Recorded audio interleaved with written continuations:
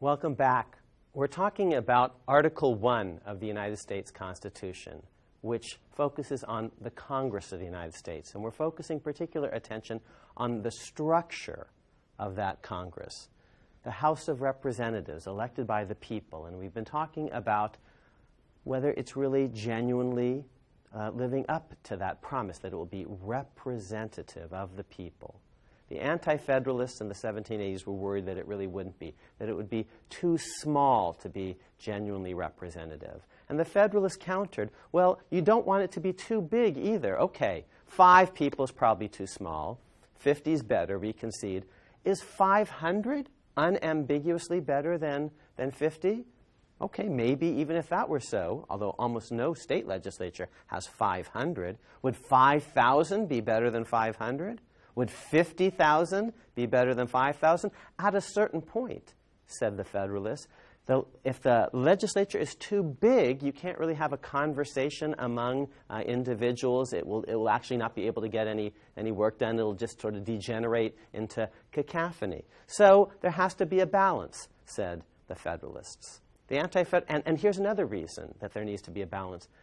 You want your national laws to be filtered through a body of distinguished statesmen, of people who might know a little bit more than the average voter. The average voter should pick someone who is going to be expert at the art of legislation, who might know a little bit more about the rest of America, about the rest of the world, because Congress will be legislating in regards not just to individual neighborhoods, which pothole needs to be fixed where, but great continental and global affairs. So not that many people, say the Federalists, are going to be able to understand all of that.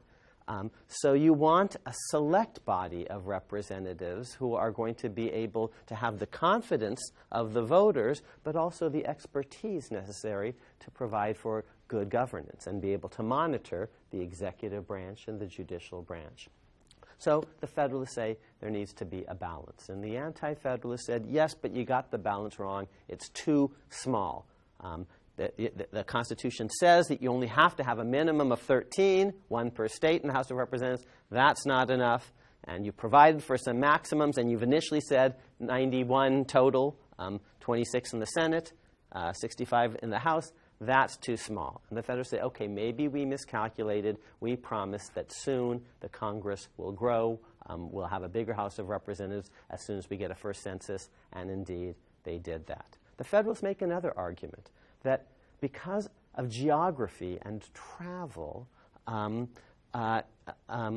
there may be some, it's going to be more expensive to have a big House of Representatives because people are going to have to travel greater distances and taxpayers are going to have to pay for all of that. This was a special concern at the Philadelphia Convention for the states that were far from the center because under the Articles of Confederation, you only need to send 2 people and you get your vote in Congress, whether you send 2 delegates or 7. You have to send your delegation, but you don't need to send more people in order to cast your vote. Under this new Constitution, the voting in both the House and the Senate is per capita, by individual rather than by state. So a state is going to want all its representatives, all its senators to show up. That's going to be an additional expense, especially if the state is far from the center, to pay for that travel. Here's one thing that the Federalists said. The national government should pay for these representatives and these senators. They shouldn't have to be paid for by the state governments. That should be a national obligation. And by the way, we are going to pay these folks. And that's a democratic idea, because if we don't pay them, then only great men of immense wealth as a practical matter are going to be able to serve. So here's a democratic reform. We will provide for payment of our lawmakers. And today you might begrudge the legislators that. You might say, well, they don't do very much. Are they really earning their salary? But just think about it for a minute. If we didn't pay them, only the wealthy would be able to serve. In England, they don't start paying members of the House of Commons until 1911, but America's Constitution is way ahead of its time. In the states, only Pennsylvania had provided in its Constitution for payment for its lawmakers, and that was understood as a great democratic reform, and the federal Constitution, Article 1, copied that. In effect, a lot of the federal Constitution copies the best state practices. So Massachusetts and New Hampshire had ordained their constitutions by a kind of special popular participatory event, and the preamble said, we're going to do the same. Pennsylvania pays for its lawmakers. We're going to do the same for that. Pennsylvania has no property qualifications for its lawmakers. Anyone can serve. We're going to follow that model. So Article 1 provides for no property qualifications to be in the House of Representatives, no property qualifications to be in the Senate. Every state had property qualifications for members of the upper house, but the Constitution didn't. Now, a couple of states didn't have upper houses, but the 11 states that did had special property qualifications, but not the Senate of the United States. You could be a senator even if you didn't have enough property to vote for your state legislature. We, the Federalists, say, want to open this system up to people of talent. In the House of Commons, it calls itself the English House of Commons, but actually you needed to own a considerable amount of property to be a member of the House of Commons. No property qualifications whatsoever. So the Federalists say we're opening it up to people of merit of all sorts. And the Anti-Federalists say, yeah, but you've made it so small, the House of Representatives, as a practical matter, only people with fame and reputations over pretty broad geographic areas are going to be able to win. You've formally opened the game up to everyone, but they said you've kind of rigged it in favor of the famous and the powerful. So that's the conversation. The Federalists not only have no property qualifications in the Constitution in Article 1 for the legislature, no religious qualifications either. That's pretty striking. And who gets to vote? There's no federal definition of a right to vote, no federal property qualifications for the House. The Constitution simply says if you're eligible to vote for the lower house of your state legislature, you're eligible to vote for the House of Representatives. That's the broadest franchise imaginable at the time in America. In many states, there were stricter property qualifications for voting for the Senate, stricter property qualifications for the state Senate, the state upper house, stricter property qualifications for voting for the state governor, and so the most expansive franchise in most of the states was for the lower house of the state legislature. And that's the electorate that will get to pick U.S. House of Representatives members. And remember, under the Articles of Confederation, you didn't get to vote directly for your congresspersons. Under the Articles of Confederation, they're picked by the state legislature, but in this new government, they're going to be picked by the people. Why? Because in the Articles of Confederation, the states are basically taxed. They're requisitioned. They're told to pay up certain money into federal coffers. They often don't do it, but they're taxed and they're represented, state governments as such. In this new Constitution, since the new federal government, the new Congress, will be able to impose taxes on individuals, individuals should be represented in that new government. Remember what the American Revolution is all about. No taxation without representation. Parliament didn't represent us, so it shouldn't be able to tax us. Under the Articles of Confederation, the states were represented, so only they could be taxed. But in this new entity, because individuals are going to be taxed, they're going to have to be represented. This House of Representatives is really supposed to derive from the people. Here's another number in the Constitution. Age qualifications. Now, you might think that's undemocratic. You need to be 25 years old to be a member of the House of Representatives, 30 to be a senator, and you might think, well, that's limiting the people's choices. The Federalists said, au contraire, these age rules are actually deeply egalitarian in their structure. Why? Because who's going to have the name recognition to get elected to Congress at the age of 24 or 23 or 22 or 21 or 18 or 16 for that matter? The only people that could get elected at that young an age would actually be famous people, famous sons of famous fathers sharing the same first and last names.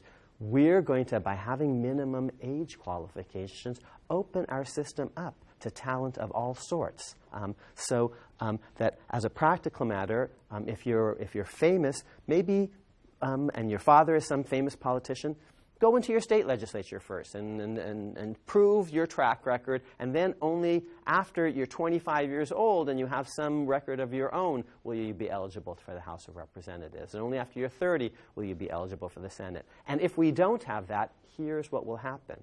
states will start sending their most famous people to the national capital at a very young age, hoping that they'll get seniority and become famous in the continental politics at an early age, and that will eventually benefit the state. And so states are going to have incentives to send people younger and younger, so that their most distinguished citizens get more clout in federal politics. And if one state does it, another state will do it, and that will create a race to the bottom with states having a temptation to send younger and younger folks, and that will lead to a kind of aristocracy, because the younger folks that are going to be picked, if that were the world, would be well-born people with famous names. So although it might seem to be a restriction on the voters to say you can't vote for someone 24 or 23 or 22, we're doing it for egalitarian reasons, to open the thing up. So if you're 30 years old and you don't have a lot of property, you're eligible to be in the Senate. You will, as long as your fellow citizens hold you in high regard. You know, you're a school teacher, you're a war hero. It's not about whether you have property or not. It's about whether you have virtue, and we're going to trust ordinary voters to pick the people that they think are best, and we're going to pay those people, even if they don't have independent wealth, in order to do the public's business in Washington, in the national capital, which will soon become Washington, D.C., of course. Now, here's another number in Article 1. 2. The members of the House of Representatives are elected every 2 years. And the Federalists say, look, this is pretty good. In Parliament, they're elected. They're supposed to be elected, every 7 years, but they're often not elected every. But Parliament is allowed to change the rules in the middle of the game, so they say 7 years. But here, for the House of Commons, here our House of Commons, our House of Representatives, is going to be elected every 2 years, and it will be fixed. It can't be manipulated by the incumbent legislators the way it can in Parliament. Parliament has the flexibility to move elections up or to move them back, but it's going to be every 2 years, fixed, come hell or high water, and that's a deep democratic idea, say the supporters of the Constitution. And even the Senate is every 6 years. So even our upper house is going to be more accountable than the lower house of the English Parliament. And the Anti-Federalists say, not so fast. You know, you shouldn't just be comparing the new Congress to England. Compare it to the states. In the states, basically, we have annual election for members of the lower house. And here you're doing it every 2 years rather than every year. And the Federalists in response say, yeah, but remember geography. For state legislators, the states are more compact. You can move more quickly from your state House of Representatives back to your home. But here, you're going to have to go maybe from the extremes of the continent, from New Hampshire or Massachusetts, from Georgia, to some centrally located capital. It's going to take longer to travel, and you're going to need to bone up on continental issues and foreign affairs stuff. That's going to take some time. There's going to be more of a learning curve. And so 2 years makes sense given the unique geography of a continental regime that we're trying to create. So that's why. And by the way, more frequent elections, say the Federalists, aren't always and everywhere better. If 1 year is so much better than two, having an election every 1 year, well, would it be better still to have an election every 6 months? How about every 3 months? How about every month? So the Federalists say there's going to be a balance, and 2 years strikes a sensible balance. So those are some of the main features of the Congress and the Constitution. Some remarkably democratic features, that ordinary people get to vote. Elections are every 2 years. We're going to pay lawmakers. We're not going to have any property qualifications for federal lawmakers, even in the upper house. And we're not going to have any property qualifications because we are trying to create a genuine republic of the people. Remember, the Federalists have to persuade ordinary people to vote for the Constitution. The preamble, which says we the people, that's only going to work if we the people do ordain and establish this Constitution. Well, of course, they're going to have to vote for it. And will they vote for it if it has all sorts of elitist features in it. And so the Federalists try to persuade their fellow citizens that it doesn't have, it's not filled with elitist features, but genuinely democratic features, paying lawmakers, no property qualification, no religious qualifications, by the way, for lawmakers either. The age limits, which might seem to limit the voters, are in fact in the name of an egalitarian, democratic spirit. That's the Federalist argument. Here's one other thing they say. They say, let me before I get to a final point about what they say about the apportionment of the House and Senate. Let me mention one other feature of this building. It needs to be large enough to accommodate enough lawmakers from around the country, but also the viewing public, the galleries. The Constitution doesn't, in so many words, guarantee a right for the viewing public to show up. But the Federalists say, listen, our system is going to be open, and from the beginning, the House of Representatives is open to public view, to public galleries. The Senate very soon follows suit. So this building is a big building. This house, this Capitol building, because it's the people's house. It's where you can go to watch the people's business being conducted publicly in the House of Representatives, in the Senate, with large galleries. The White House is a different kind of place, and we'll talk about Article 2 in the presidency later on. It's the private dwelling of one person who does a lot of his work in secret. It's not there for public inspection. You don't want that building to look like Buckingham Palace, Versailles, some great palatial estate, because that's one person. But the legislature, Article 1, that's the people's branch very distinctively. When you want a large enough legislature, you want the people to be there being able to observe. You want a big building. You want a big building for democratic reasons. So that's the Federalist argument. One other important feature of the structure of Congress that we need to talk about, the apportionment structure. Larger states, more populous states, are going to have more seats in the House of Representatives. In the Senate, it's going to follow the model of the Articles of Confederation. Each state, whether it's populous or not, will get an equal representation.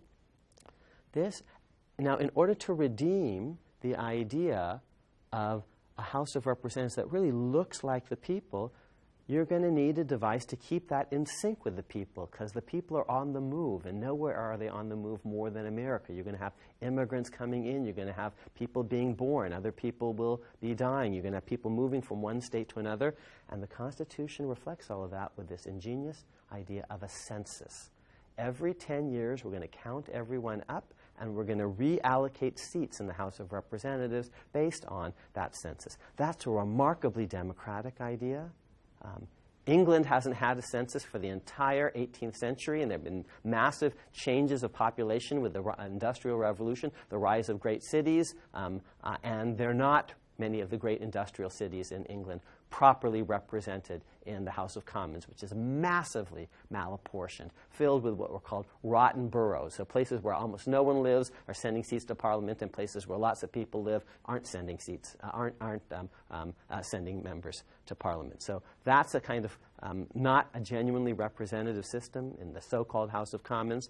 Only a couple of states promise in their state constitutions to have reapportionment, to have a census. Pennsylvania does. It's a democratic state, very ahead of the game. It hasn't done it yet, but it's promised that. So is New York. And here, too, the Constitution copies some of the most democratic features, the best features of the state constitutions. They pick Pennsylvania as the model. Here, just as they picked Pennsylvania as a model for low property qualification, no property qualifications for payment of lawmakers, just as they picked Massachusetts as a model for putting the Constitution to a vote. So on many of these issues, the Congress, the Constitution is copying best state practices. Now, you might not like the Senate. You might say, well, the Senate is malapportioned. You know, big states and small states count equally. Even so, I'd want you to remember 2 or 3 things about the Senate. First, even if it's malapportioned, it's no worse than the Articles of Confederation, which also had the one state, one vote idea. So it's not any sort of step back.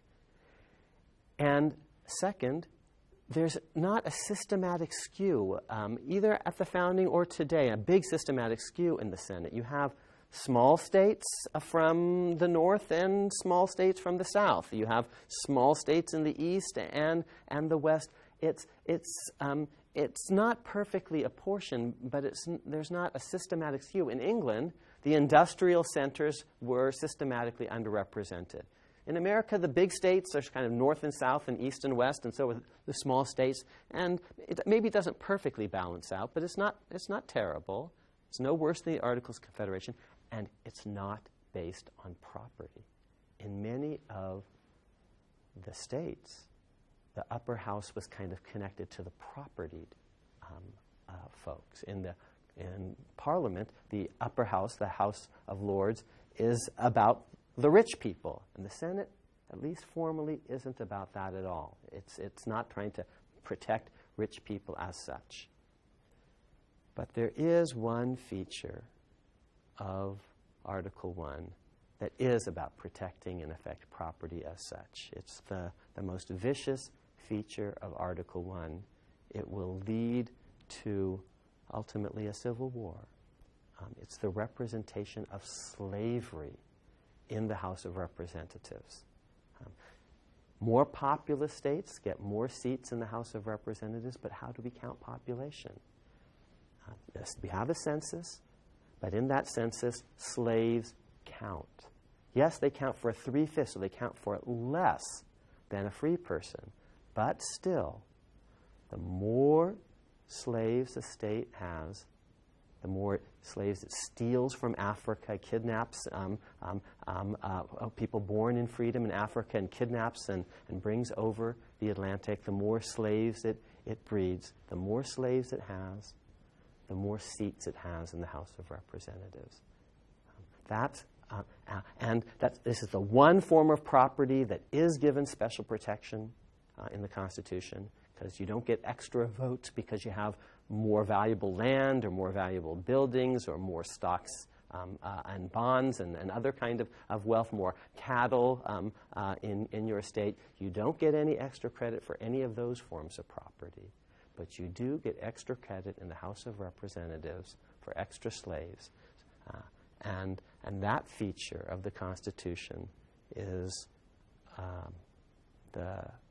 the one that will, over time, create a house divided against itself, because that's a feature that's going to recur every decade. There's going to be a new census, and in that new census, they're going to count the slaves, and slaves are going to actually increase in America, and that increase is going to be reflected in extra seats for the slave states in the House of Representatives. And eventually, as I said, that will lead to a crisis of a house divided. We'll talk a lot more about that in later sessions, so stay tuned.